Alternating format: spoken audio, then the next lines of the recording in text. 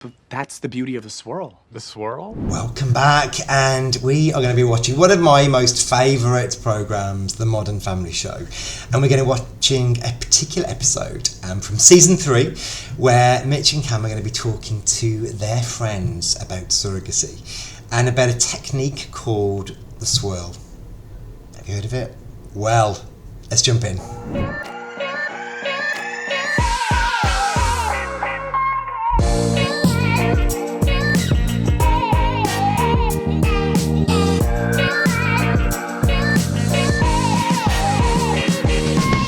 Is your life right now, huh? A new house, a new baby. Stefan's propitia's kicking in.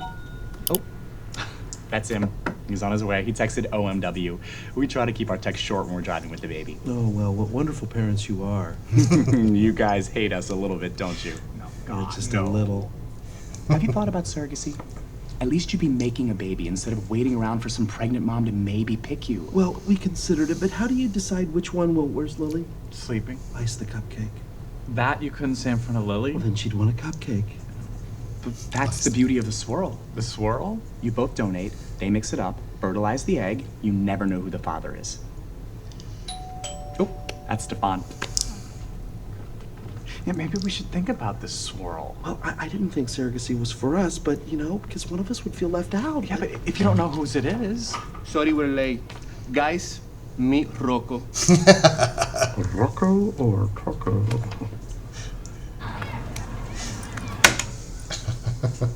So let's talk about swirl. So let's talk about the swirl. Now, this is a term I haven't heard of, or I'm familiar with what they're talking about.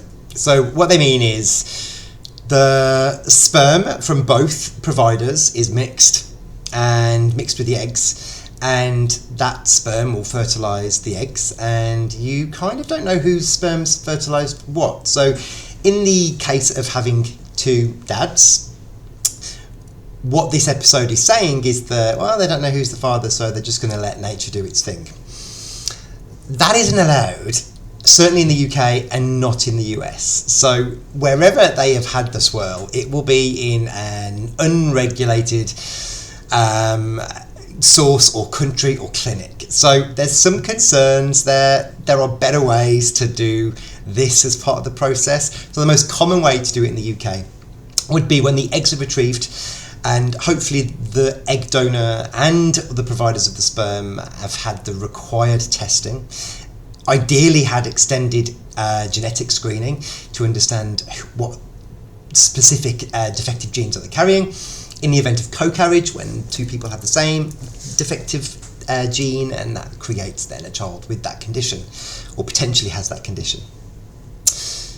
That's really the only way I would advise doing this for two dads to build their family. You can create the embryos nice and safely.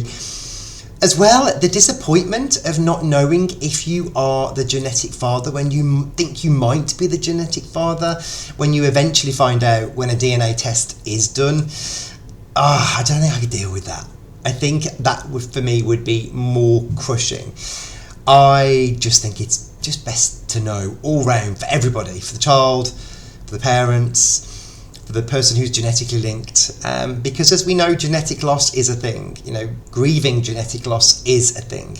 Having counselling around genetic loss is so important. So if creating embryos and two of you are donating your sperm, my advice would be, and I'm not a clinician, but my advice would be, have those eggs retrieved.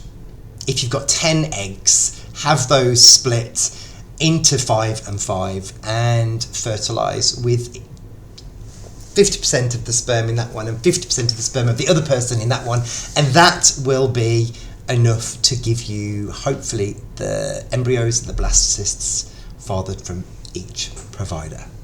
Not a swirl. Never heard of a swirl. Don't do a swirl.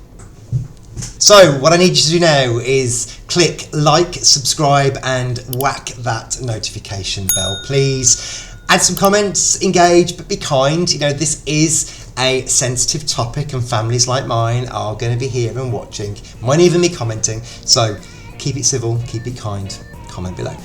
Thanks.